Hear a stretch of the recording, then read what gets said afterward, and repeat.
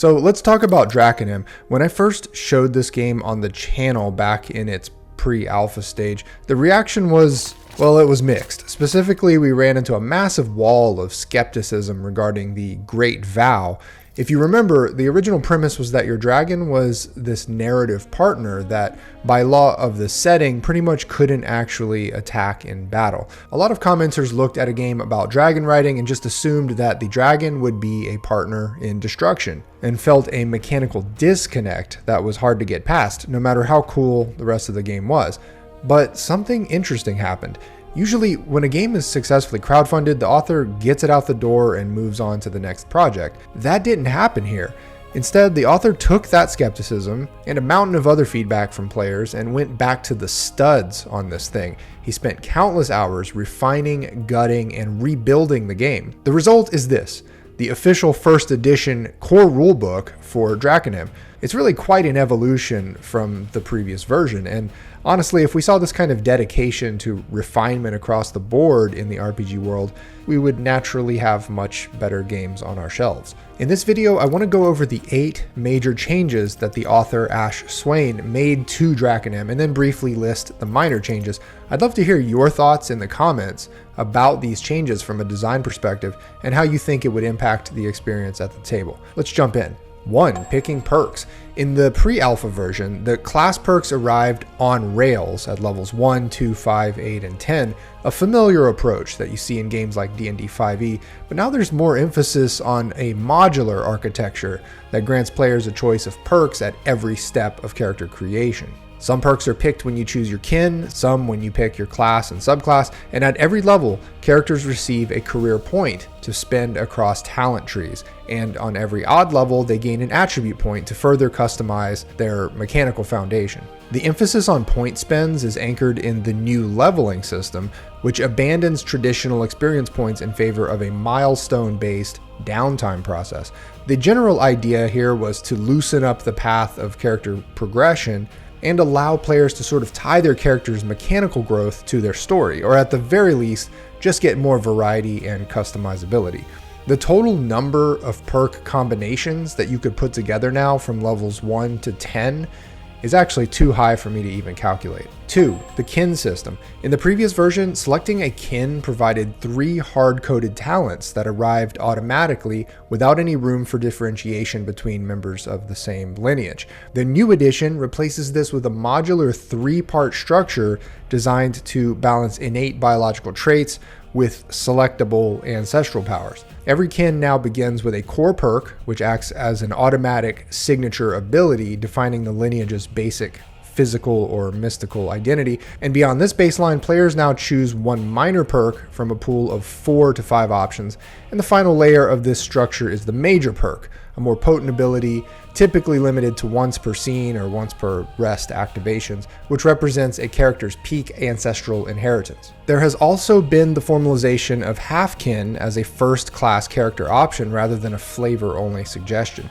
The half-kin rules allow a player to choose a main parent for their size, speed, core perk, and minor perk, while inheriting a single major perk from the second parent. I do like the intrinsic balance here of mixing a minor perk from one side with a major perk from the other. 3. Classes expanded. While the old version offered a limited selection of 4 base classes, the new edition has doubled this roster to 8, which of course expands the tactical roles available at the table. The class architecture introduces advanced classes as well that serve as specialized evolutions for characters who want to bridge the gap between different power sources. These advanced classes, such as Spellbreaker, allow for some more mechanically complex perks. Even the 4 original classes, like the Fighter, now have a choice of 5 distinct subclasses that are each pretty much defined by their available perks. 4. Career trees.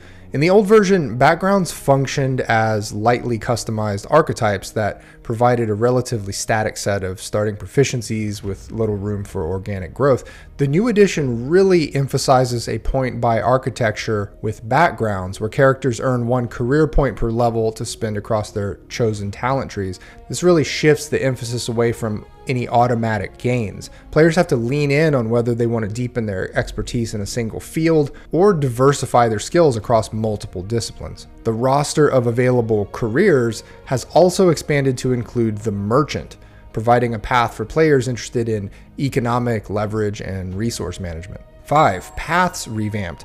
While the previous version treated paths as relatively fixed extensions of character identity, the new rules have cast them in a new light, emphasizing mechanical weight and thematic variety. The roster of available paths has been expanded to include 14 new entries, which is of course going to give you a broader range of mystical and martial specializations. Each path now functions as a high-tier specialization that provides 10 unique perks plus a meaty signature perk. A really big change is that paths are no longer just chosen during a level up. They have to be unlocked through the completion of specific path quests, which can be anything really.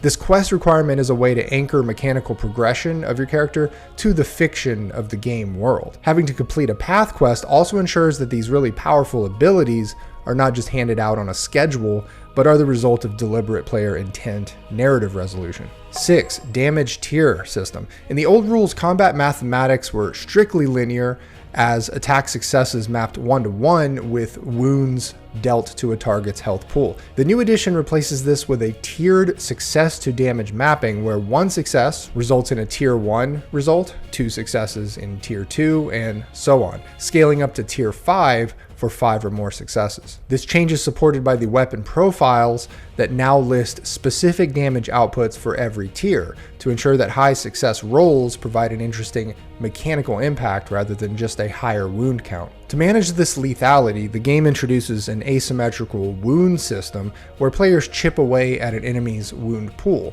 while enemies deal direct tiered wounds back to the players. If you get 0 successes on an attack, the target becomes pressed, where their tier goes up by 1, essentially making them more vulnerable. The next successful hit against them automatically jumps up by 1 damage tier, regardless of the number of successes rolled. Actually, this escalate by 1 tier mechanic shows up in a lot of perks in the game and can be used by parties to coordinate some interesting team tactics and render enemies vulnerable strategically. 7. New abilities. The new rules also introduce echoes, which are spectral manifestations of mythical figures that a character can summon for a mana cost to serve as non-targetable allies on the battlefield. These entities draw from the character's own action point pool to perform tier-based magical effects that scale in power. There are 10 available echoes to summon. There are also transformations, which represent a volatile metaphysical shift that grants the character a temporary, high-powered beast form. Paragons function as the equivalent of the patrons in the previous version and can be used with certain paths or classes. Each has a powerful ability packaged with a mark or unique drawback or curse that your character has to suffer. And martial exploits provide sort of high impact, active combat maneuvers that allow martial characters to expend resources for interesting tactical effects, divided into 6 traditions. These are the gateway to more interesting play for non-spellcaster PCs. And 8. Customizable fighting dragons. The final major pillar of this game's overhaul, and maybe the most important one if you put any stock in angry YouTube comments, focuses on the dragon itself. In the old rules, the dragon was not much more than a mount and a secondary companion, but now it's a deeply customizable entity that mirrors the complexity of the rider. Beyond just core statistics, there's a huge menu of dragon perks that functions a lot like the PC progression for perks. Maybe most importantly here, every dragon family comes with combat abilities because they fight now. Bond points are the point pool used to manage and limit the tactics and abilities of the dragon. As you can see from this table, these points function as the primary currency for activating dragon-specific abilities, a lot of which are meant to deliver death. Interestingly, there is still the mention of the Great Val, which was the conceit from the old version that prevented dragons from ever attacking. Now the Great Val is merely an option for GMs,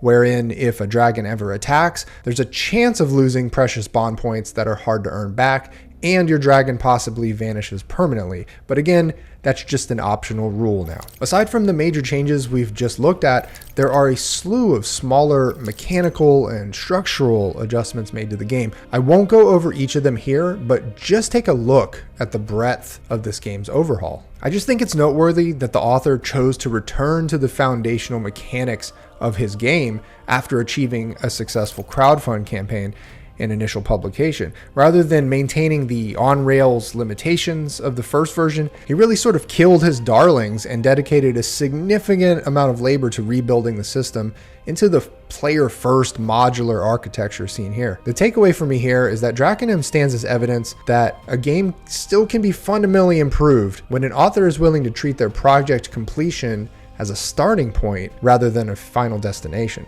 I'd love to hear your thoughts about these changes down in the comments below. And remember to like and subscribe for more RPG reviews and join the channel as a member for exclusive videos and content. Links for where you can find this game are down below. I'll see you in the next one.